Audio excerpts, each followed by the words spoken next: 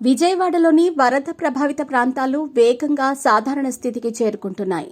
సింగ్ నగర్ ఇప్పటికే పూర్తి స్థాయి సాధారణ స్థితికి చేరుకోగా పాయకాపురంలోని అనేక కాలనీలు క్రమంగా కోలుకుంటున్నాయి.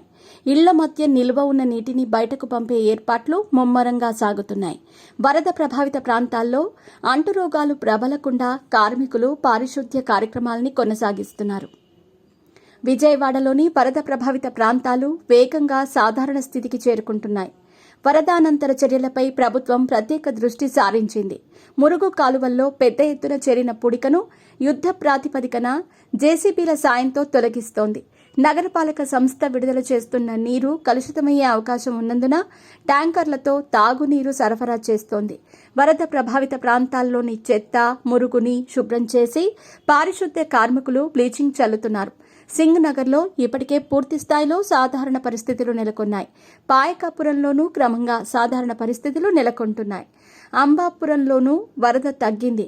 ప్రభుత్వం అధికారులు ప్రత్యేక దృష్టి సారించడంతో వరద ప్రభావం నుంచి నగరం వేగంగా సాధారణ పరిస్థితికి చేరుకుంటోంది. వరద తెచ్చిన బురద నుంచి బెజవాడ వాసులకు ఉపశమనం కల్పించడంలో కీలక పాత్ర పోషించిన అగ్నిమాపక శాఖ సిబ్బంది, అధికారుల్ని ఆ శాఖ డీజీ మాదిరెడ్డి ప్రతాప్ ప్రజల మధ్యనే భుజం తట్టి అభినందించారు.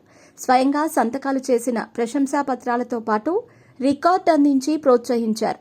మేమున్నామంటూ భరోసా కల్పించిన అగ్నిమాపక సిబ్బందిని ప్రజలు బహిరంగంగా అభినందించటం తమకు లభించిన గొప్ప అవార్డుగా అభివర్ణించారు. వరదలతో అతలాకుతలమైన విజయవాడని సాధారణ స్థితికి తీసుకురావడంలో అగ్నిమాపక శాఖ సిబ్బంది కీలక పాత్ర పోషించారు. ఇది ఈ శాఖ పరిధిలోకి రానప్పటికీ ప్రజల కష్టాలకు చెలించి ముఖ్యమంత్రి ప్రోత్సాహంతో ముందుకు వచ్చాం.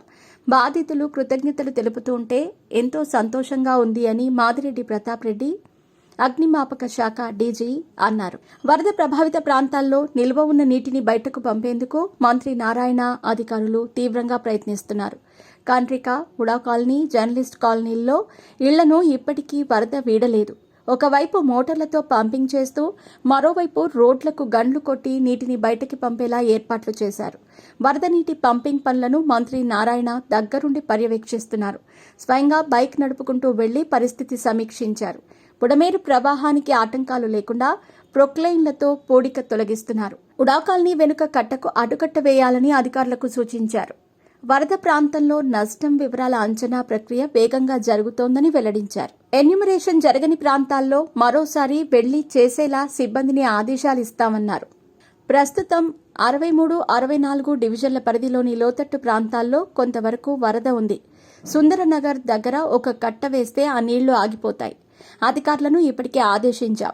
ముఖ్యమంత్రి అన్నింటినీ సమీక్షిస్తూ సూచనలు చేస్తున్నారు. ఎన్యూమరేషన్ కాలేదని ఎవరూ ఆందోళన చెందాల్సిన అవసరం లేదు. నష్టం వివరాలను నమోదు చేసుకుని వారి వద్దకు మరోసారి వెళ్లి ప్రక్రియ పూర్తి చేస్తామన్నారు పొంగూరు నారాయణ.